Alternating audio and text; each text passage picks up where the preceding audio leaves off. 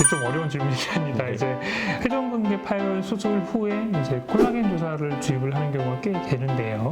여러 조사에 따르면 진료실에 오는 세 번째 많은 이유 중에 하나입니다. 그래서 아무래도 수술을 결정을 하려면 MRI 검사가 좀 필수적이라고 생각이 됩니다.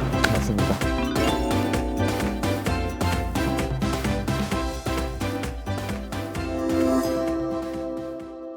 안녕하세요. SNU 서울병원의 새로 떠오르는 MC 유태욱 원장입니다. 오늘은 정형외과 김대하 원장님 모시고 어깨 주제에 대해서 알아보도록 하겠습니다. 안녕하세요. SNU 서울병원에서 상지 진료를 보고 있는 김대하 원장입니다. 인터넷에서 환자분들이 실제로 많이 궁금해하시는 질문들이나 아니면 진료실에서 많이 듣는 질문을 모아서 Q&A 시간을 집중적으로 가지도록 하겠습니다. 첫 번째 질문인데요.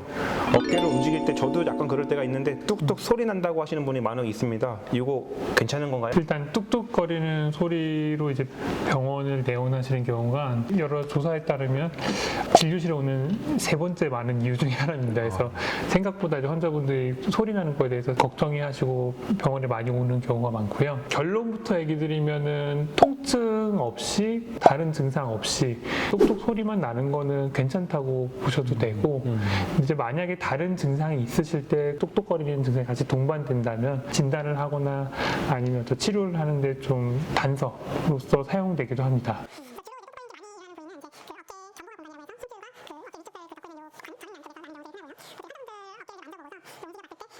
대부분의 경우에는 증상을 유발하지 않는 경우가 많고요. 증상이 없다면 굳이 소리를 치료하기 위해서 어떤 다른 치료를 하거나 그럴 필요는 없기 때문에 크게 신경 쓰지 않으셔도 되는 경우가 많습니다.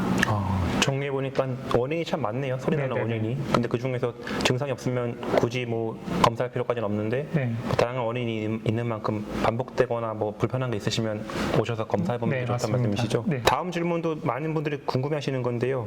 회전근개 파열, 그러니까 어깨 돌리는 힘줄로 알고 있는데 이것이 파열이 되어도 수술을 안 하고 즉 치료, 물리치료나 스트레칭 하시고도 나을 수 있는지. 회전근개 파열이 이제 낫는다라는 기준을 뭘로 잡느냐에 따라 좀 달라질 거라 생각되는데요. 회전근개가 물리적으로 이제 파열된 부분이 있다면은 그 부분이 이제 다른 물리치료나 스트레칭이나 어떤 주사치료로 아직까지는 붓는 방법은 나와 있지 않습니다.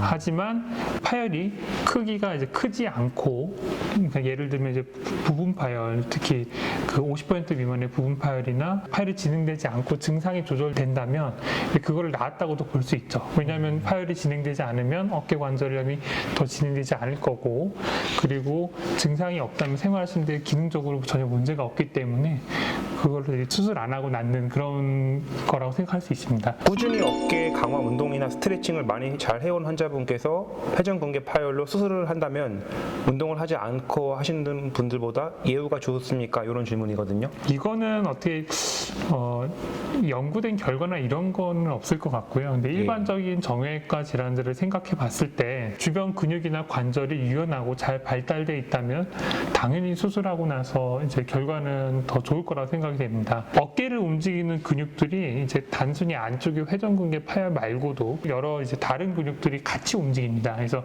그런 근육의 기능이 떨어지지 않았다면 좀 더 수술했을 때 효과가 더 좋을 거라고 생각이 되고요. 회전근개 파열 환자분들께서는 초음파 MRI 검사 주로 어떤 부분을 확인하는지에 대해 많이 궁금해하시거든요. 초음파 검사하고 이제 MRI 검사는 자세히 볼 수 있는 게 좀 다릅니다. 이제 초음파 검사는 주로 이제 바깥쪽에서 볼 수 있는 힘줄 부분들과 인대 부분들을 주로 볼 수가 있고요. 관절 안에 쪽 깊숙이까지는 좀 보기 힘듭니다. 물론 이제 회전근개 파열만 보는 경우에는 이제 초음파도 많은 걸 볼 수 있습니다. 근데 그럼에도 불구하고 저는 이제 초음파보다는 이제 MRI 검사를 조금 더 추천드리는 편인데요. 이유는 초음파 검사 같은 경우에는 이제 기기에 따라서 조금 편차가 많은 경우가 많고, 급이 낮은 초음파 기계에서 볼 경우 좀 잘 구분이 되지 않는 경우도 많고, 그리고 보는 검사자에 따라서 기준도 조금 다양하고요. 그리고 파열의 크기를 재는 것에도 좀 한계가 있고, 그런 경우들을 몇 번 좀 접하니까 이제 MRI 검사가 좀 더 객관적이라고 좀 생각이 되고, 아무래도 수술 수술을 결정을 할 때는 MRI 검사가 좀 필수적이라고 생각이 됩니다. 맞습니다. 회전근개 파열 보통 요즘 관절 내시경으로 많이 하는데 수술 중에 콜라겐 주사를 맞으면 좋다던데 필수인가요? 이제 좀 어려운 질문입니다. 네. 이제 회전근개 파열 수술 후에 이제 콜라겐 주사를 주입을 하는 경우가 꽤 되는데요. 이제 콜라겐 주사에 쓰는 목적은 이제 힘줄 부분이 이제 뼈에 붙게 되는 치유 과정에서 치유를 돕기 위해서 인대 부분에 좀 재료 같은 걸 좀 넣어주는 거죠. 물론 이제 이게 공식적인 연구, 어떤 객관적인 연구만으로 보면은 주사를 맞았을 때 통증의 정도가 떨어진다는 그런 연구도 있고, 일부는 이제 힘줄을 재생을 도와준다는 연구도 있습니다. 그래서 비용이 부담이 되시지 않는다면 저는 맞으시는 걸 좀 더 추천을 드리고요. 근데 이제 그거는 이제 좀 선택의 영역인 것 같습니다. 구독, 좋아요, 알림 설정. 감사합니다.